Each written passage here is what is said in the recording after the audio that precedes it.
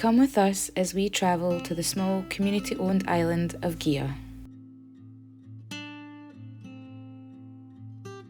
The M74 slog is definitely the hardest part of the drive. Sadly, we can't show you round the ferry trail today. It's not open. We're too early. But at only £22 for a family ticket, why not come check it out yourself? The main reason I wanted to stop at Lust today is because I wanted to show you something in the parish church or St Kessic's church grounds.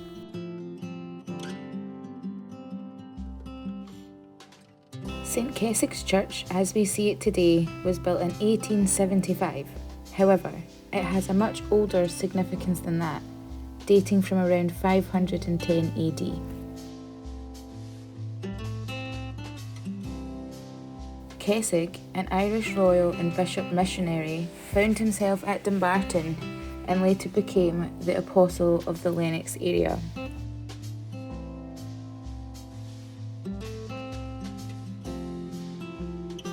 He used Monk's Island on Loch Lomond as his headquarters for his work. And a church was dedicated to him here at Lust around 510 AD. It's believed Kessic was killed by pagans, leading to his martyrdom on March 10th, 520 AD.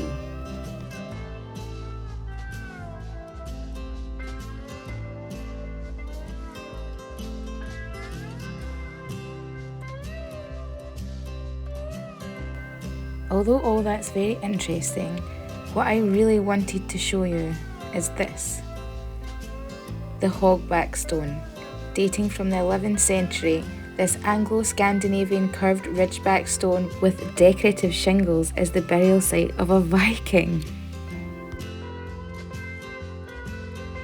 In 1263, Vikings raided Arica under King Haco and carried their small ships to Tarbet, which gave them access to raid the western side of Loch Lomond. On their return to Arica, with their plunder, a hurricane blew in and wrecked their ships. A further defeat at Largs sent King Haco back to Norway. Did he make it though? Story for another time. What we do know is this Viking stayed.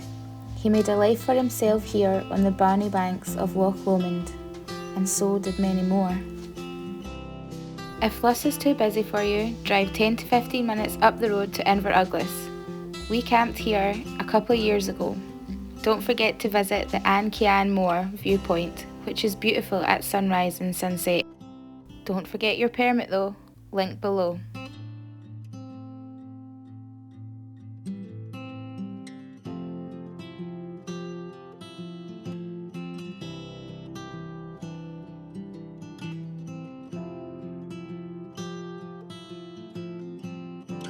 Breakfast stop for us has to be the Rest and Be Thankful, the highest point on the A83 and a very traditional stopping point for many a weary traveller.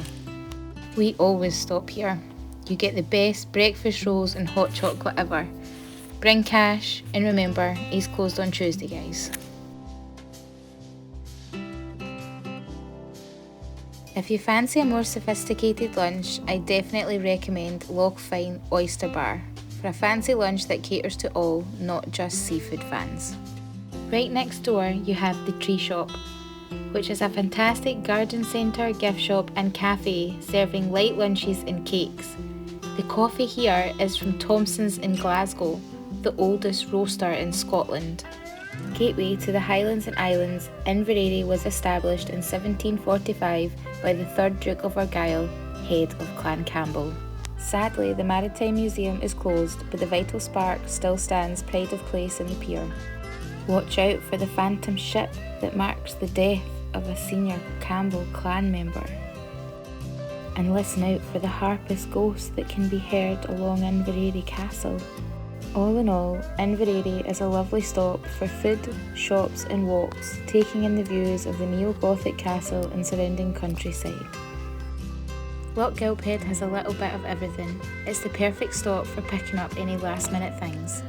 Ardrishaig is the southern entrance to the Crinan Canal, Britain's most beautiful shortcut, running from Ardrishaig 9 miles to Crinan. You can see the marquettes at the harbour, a 1/10th scale replica of the famous Kelpies by Andy Scott.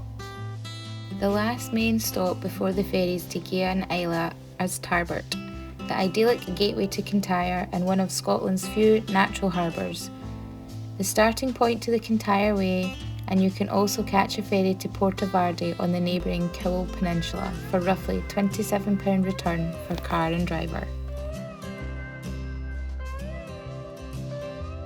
We finally made it to Tainlone. Now it's time to get our space and wait for the ferry.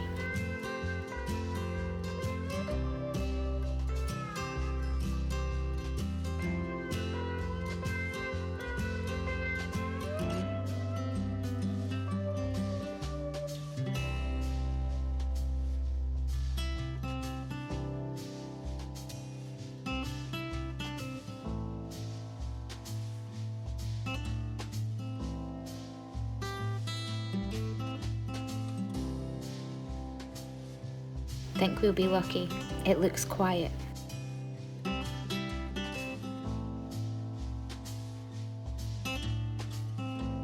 Only us in a camper van at the moment. Big Jessie's at Ferry Farm offers great food and conversation, self-catering accommodation and pitches for camper vans at the beach. Roughly halfway point of the Kintyre Way, it's the perfect stopping point. As you explore the beach and admire the views over to Gigha and Jura, it's clear where the sightings of mermaids come from.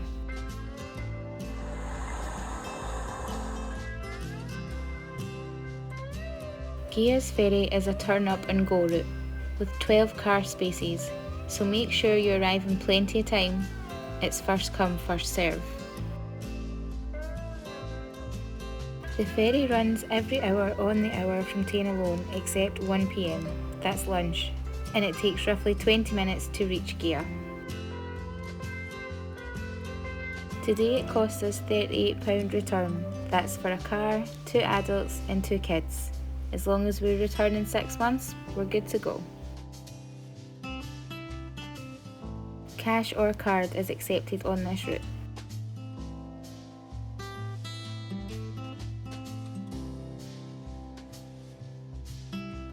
That's us parked. It's time to say goodbye to the mainland.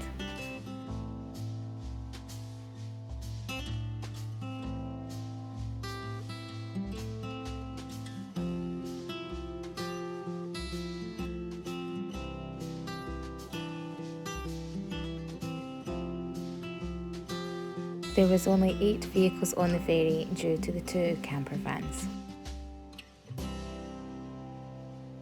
It's so nice to see Gigha again. We made it!